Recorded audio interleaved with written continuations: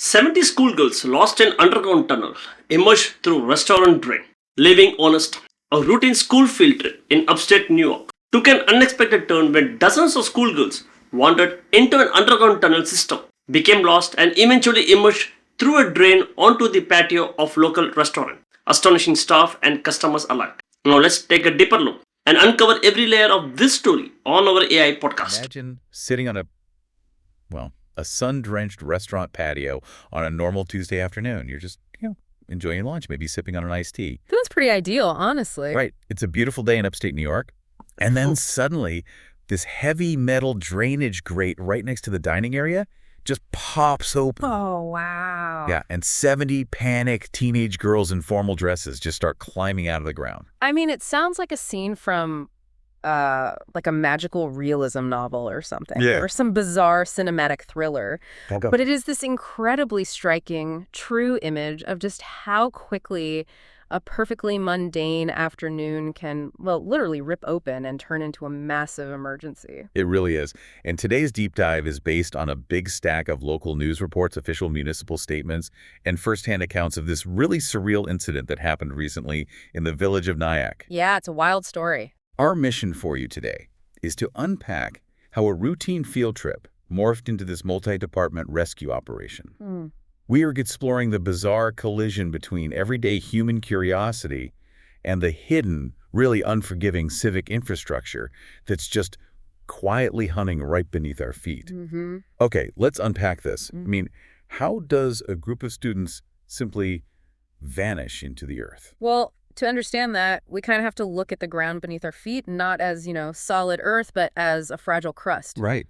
We walk over these hidden worlds every single day. There are vast interconnected networks of pipes, water mains, and storm drains right under our sidewalks. That's inches away. Exactly. We construct our surface world to be safe, manicured, predictable, and we completely block out the massive utilitarian void just below the concrete. I think we block it out because if we actually thought about the fact that the street is essentially hollow, we'd never leave the house. But let's look at the specifics of the surface world first.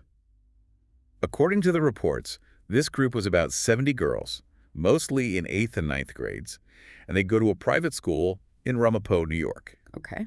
They were on a field trip to Memorial Park in Nyack, which is in Rockland County.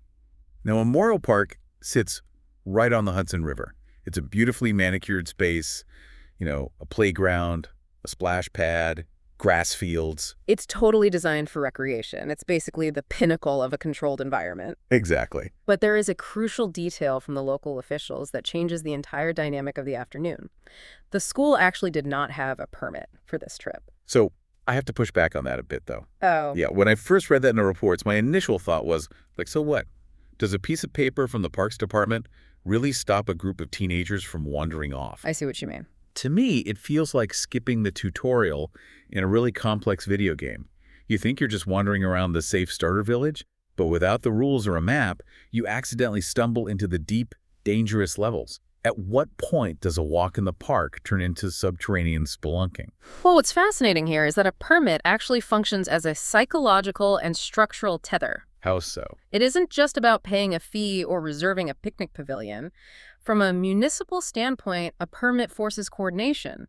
It dictates a specific supervision ratio. Oh, right, so they know you're coming. Exactly. It means park rangers or local officials know that a large, vulnerable group is on the premises, and they can actually advise chaperones on off-limits areas. Without it, you lack those invisible guardrails that keep a group anchored to the safe zones. Okay, yeah, that makes total sense. So the difference between a guided tour and just 70 teenagers being released into the wild. Because they didn't have those boundaries defined, they just treated the entire landscape as an open sandbox. And that is how they ended up at the mouth of the tunnel. Right. And we really need to define what this tunnel actually is. The reports state they didn't enter a natural cave system. They entered a large culvert. A culvert, right. Yeah. From an engineering perspective, a culvert is specifically designed to bypass natural geography. It channels massive volumes of water like a creek or heavy storm runoff beneath roads or railways. It is a piece of heavy-duty industrial plumbing.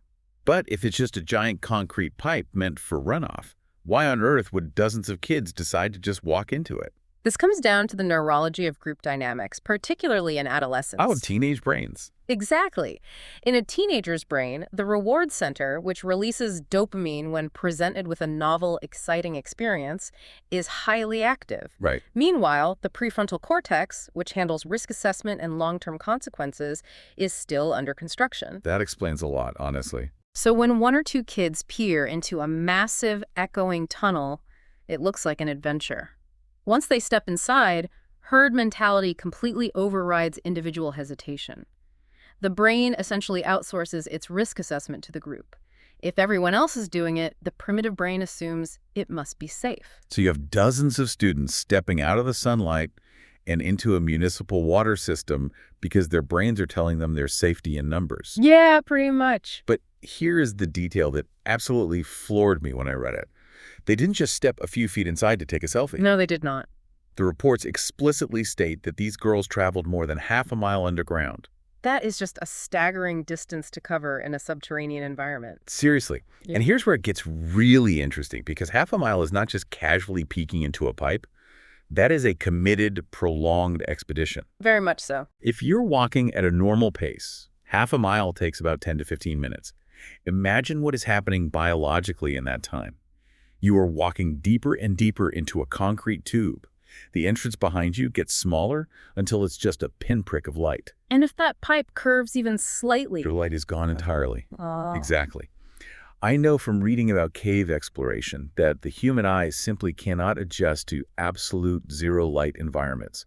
There are literally no photons for your retinas to process. Precisely. In a natural environment, even at night, you have starlight or moonlight. Right. But in a buried water culvert, it is absolute suffocating darkness. And that creates a profound sensory deprivation. That sounds terrifying. It is. Your rods and cones are straining, searching for visual input that simply does not exist. It completely strips away your spatial orientation. You can't see the walls, the ceiling, or the floor. You lose your sense of balance. And it's not just the visual deprivation, right? I was thinking about the acoustics of a concrete tube. Oh, the acoustics are a nightmare. It's like a whispering gallery turned into a terrifying funhouse mirror. Because a concrete cylinder doesn't absorb sound, it reflects it perfectly. That is a brilliant way to describe it. Because the walls are curved and solid, sound waves ricochet endlessly. If someone drops a rock or whispers or lets out a nervous laugh, those sound waves bounce off the ceiling, the floor, and the walls and arrive at your ears from 360 degrees almost simultaneously. Wow. The human brain uses the slight delay in sound reaching one ear before the other to triangulate where a noise is coming from. In a culvert, that mechanism fails completely. So you are completely blind, and your brain cannot process where sounds are coming from. Yes. It's an environment literally designed to induce madness. And the local officials confirmed this. The mayor's Nyack, Joseph Rand, pointed out that not all 70 students went inside, but the ones who did basically got swallowed up and lost all sense of direction. He noted that they got lost, confused, scared, and scrambled in a total panic trying to find a way out. And that panic is the completely natural, physiological response to an environment that humans are simply not biologically equipped to survive in. The realization sets in that you are surrounded by thousands of pounds of earth and asphalt, and you have absolutely no idea which way is out. But wait, if they are half a mile deep in a concrete pipe, totally disoriented, with obviously zero cell phone service through feet of solid earth, Yeah. how did anyone even know to look for them? How does a rescue operation begin if nobody can see or call you? That is probably the most incredible part of the timeline. That The is- sound of their panic actually saved them. The reports say that people walking above ground heard the girls screaming and trying to get out, Yes. which just sounds so surreal. I mean, I am trying to put myself in the shoes of a pedestrian. You're just out walking your dog on a normal Tuesday. You walk past a metal storm drain cut into the curb, and suddenly you hear dozens of desperate, distorted voices pleading for help, echoing up from beneath the street. It is deeply unsettling to even think about. You are basically hearing the raw audio of a crisis bleeding right through the infrastructure. It's like a ghost story. It really is. The sound waves from their panic traveled up the lateral pipes that connect the main tunnel to the street-level storm grates. Thankfully, the people who heard those echoes didn't just brush it off as, a strange city noise. They immediately called 911. And the response was massive. Emergency responders from multiple police and fire departments rushed to the scene. It turned into a highly coordinated operation. Which is incredibly difficult underground. Right. The rescuers had to literally track these voices, locating the girls at various different access points throughout the village's underground network. Amazing work by the responders. Truly. But during the aftermath of this whole ordeal, there was a local restaurant owner, Matt Hudson, who pointed out a horrifying reality about where they actually were. The flood risk. Yes.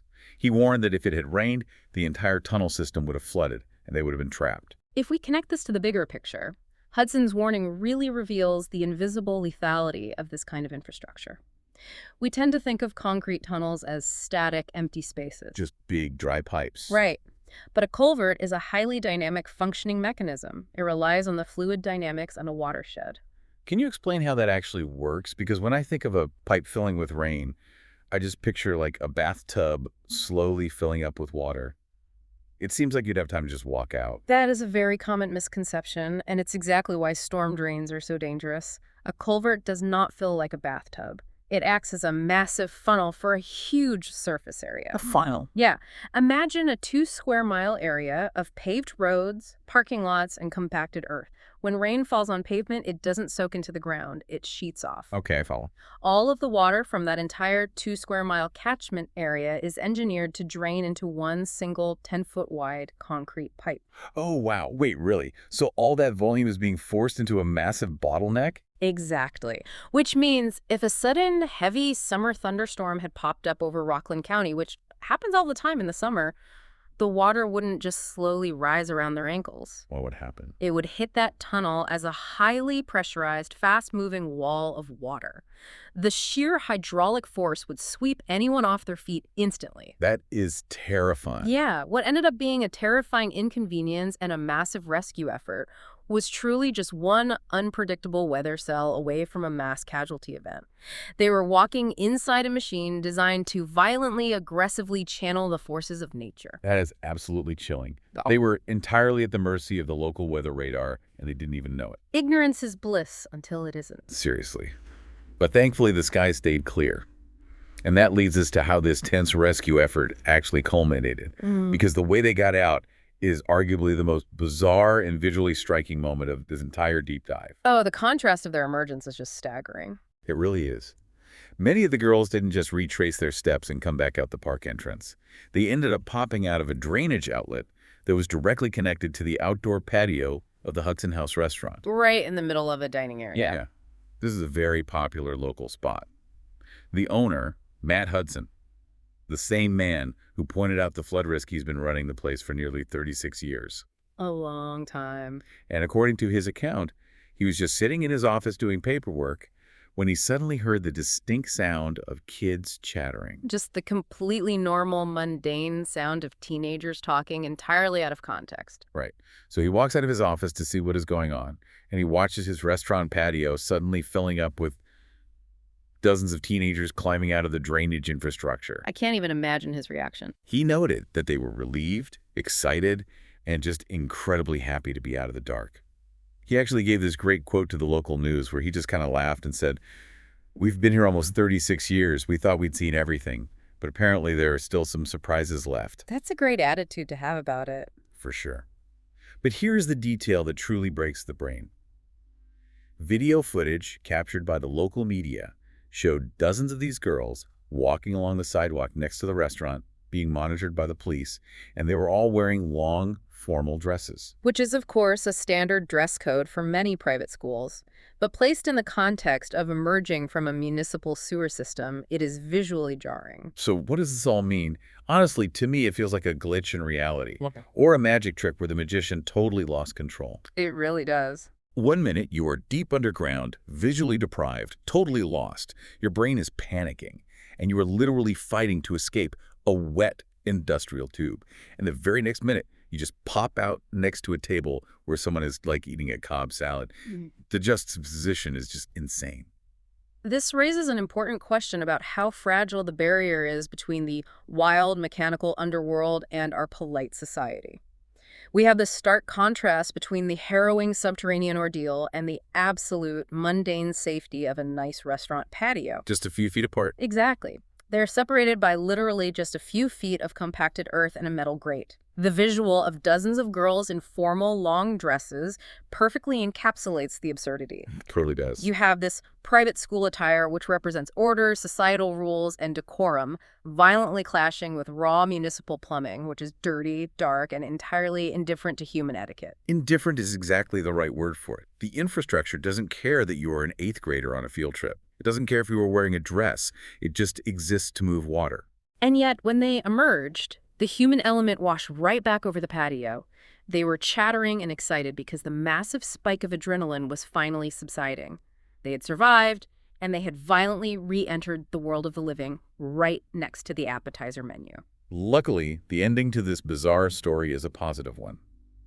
Authorities confirmed that all of the students, every single one of them, managed to exit the tunnel system safely and were completely accounted for. That is incredible news. Yeah. There were no serious injuries reported, just a few minor cuts and scrapes, which is a total miracle considering they were walking blind in a concrete tube for over half a mile. It is truly a best-case scenario, given the dangerous variables at play and the utter lack of supervision. Absolutely. In the aftermath, Mayor Rand issued a public statement expressing his profound gratitude to the police officers, the firefighters, and all the emergency personnel who dropped everything to navigate that underground maze and ensure the students' safety. They did an amazing job. They really did. But he also used this highly publicized moment to issue a very clear, direct public safety reminder to both residents and visitors. He said plainly, "Please don't go into the Culvert and Memorial Park." It is one of those warnings that sounds incredibly obvious in hindsight, but clearly human curiosity proved that it desperately needed to be said out loud. It really did. Official reports officially summarize this as an unusual adventure that ended without tragedy, but they stress that it serves as an incredibly important lesson. It fully exposes the hidden, lethal dangers of exploring underground tunnels and drainage systems without a permit, without supervision, and without an understanding of what those structures are actually built to do. It's a harsh lesson about respecting the boundaries of our built environment. So as we wrap up this deep dive, we want to turn the question over to you. What stands out to you the most about this incredibly strange collision of worlds?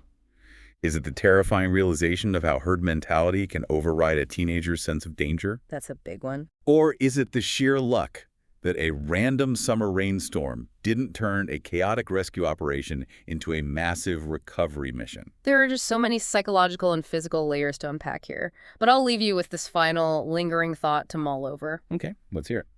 The next time you are out enjoying your day, maybe you are walking through a beautifully manicured public park or sitting on a sunlit restaurant patio enjoying a meal, take just a moment to look down. Consider the vast, silent concrete networks running right beneath your feet. We build our safe, comfortable, highly predictable lives entirely on top of a completely alien, utilitarian world. It's true. It is a world designed strictly to manage nature's raw elements, and it is quietly waiting there, just inches away, completely indifferent to us. It really makes you look at a simple storm drain differently, doesn't it? It isn't just an ordinary iron grate on the street.